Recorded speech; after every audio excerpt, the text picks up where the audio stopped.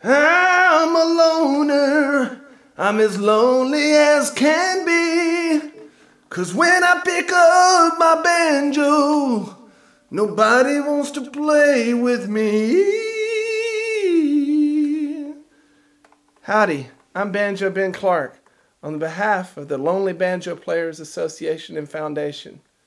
Are you one of those thousands of lonely banjo players that experiences the aloneness that often occurs after you pick up your banjo? Well, don't fret, because you're not alone. There are thousands of us across the country that have found ways to deal with this loneliness. And I'm here today to show you one of those. Man, I'm thirsty.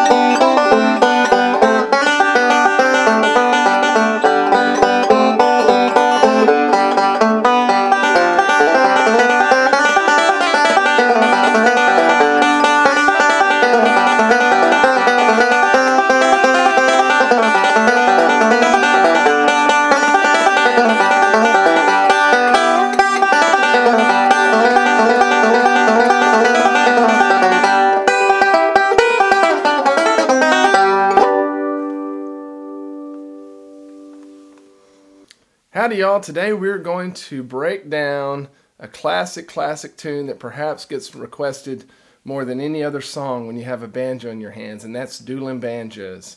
Okay, it's the old theme song from the classic movie Deliverance. And I remember when I first started playing banjo, I was 19, I was a sophomore in college, and whenever I'd carry the banjo to parties or gatherings or to the nursing home to see my grandma or whatever, that's what people wanted to hear. And it was very, very rare that I had a guitar player that knew how to play the other part. So I had to come up with a version that I could do all my own self. And that's what I've played for you here today. And so there's an art to doing that. We're going to try to pass it off as if there's two different banjos playing. And it's a really cool way to play. We're going to manipulate our right hand to try to make two different banjo sounds and also two different styles of picking.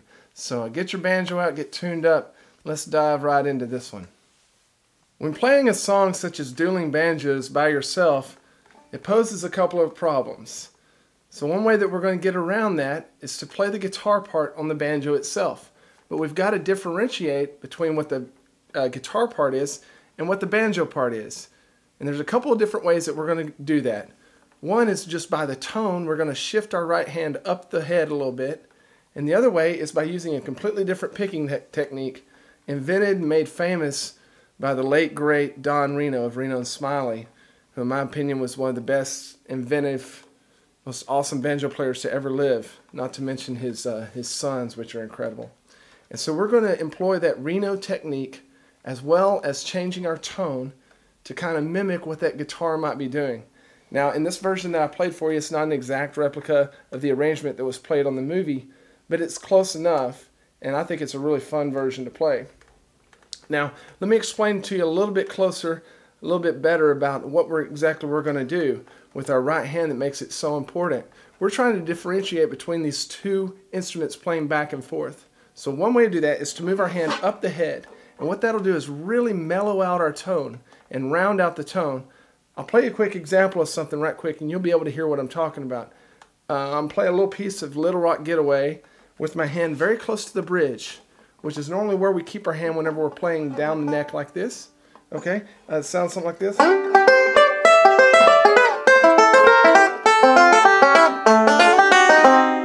Very crisp, very hard tone. Whereas if we move our hand up the head, it's going to really mellow it out, round it out, sound something like this.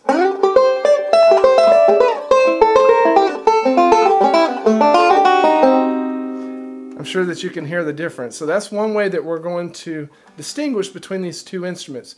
The other way is that we're going to use this Reno thumbing technique that I'm talking about. We're actually going to palm mute a little bit on the bridge with our palm. Not enough to kill the tone completely, but just enough to take some of that ring out of it. And then we're just going to kind of curl our right fingers underneath and play with our thumb so that we get this type of tone here.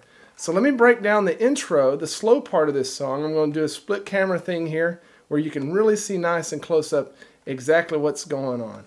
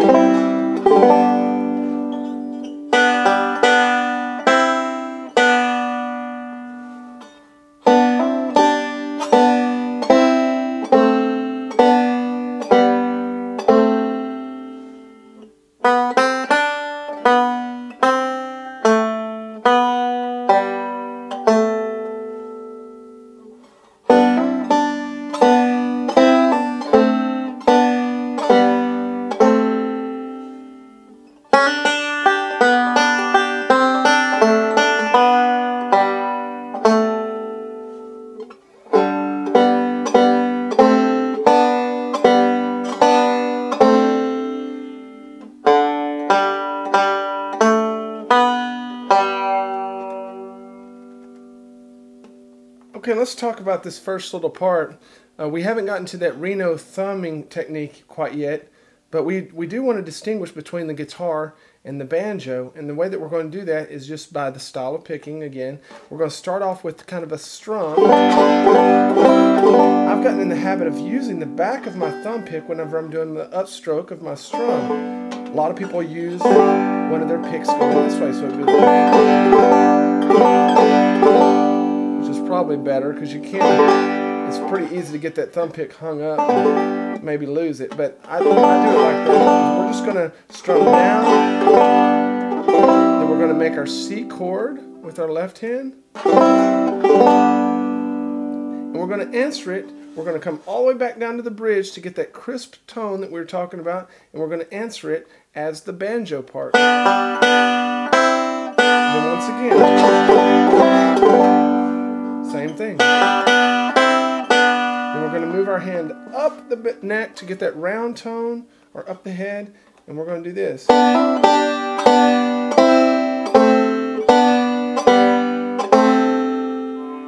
Okay, we're just going through those chord shapes. We're hammering on from open to the first fret of the B string and the second fret of the D string. That's kind of a partial C chord. Then we're going to pinch it all. And then we're going to answer, bring our right hand back down and answer in a single string style with our thumb and index finger both on the B string. Sounds like this.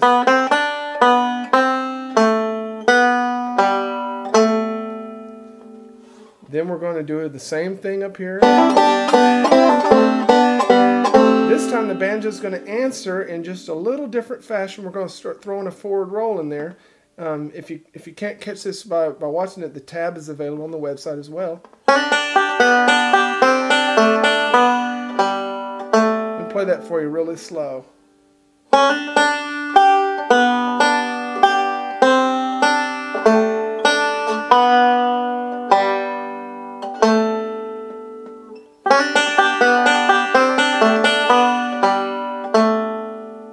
Feel free to stop and rewind and pause so you make sure and get it.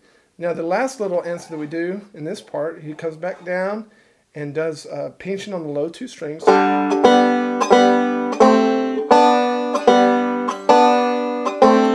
End in that D7 shape. And then the banjo does the classic line.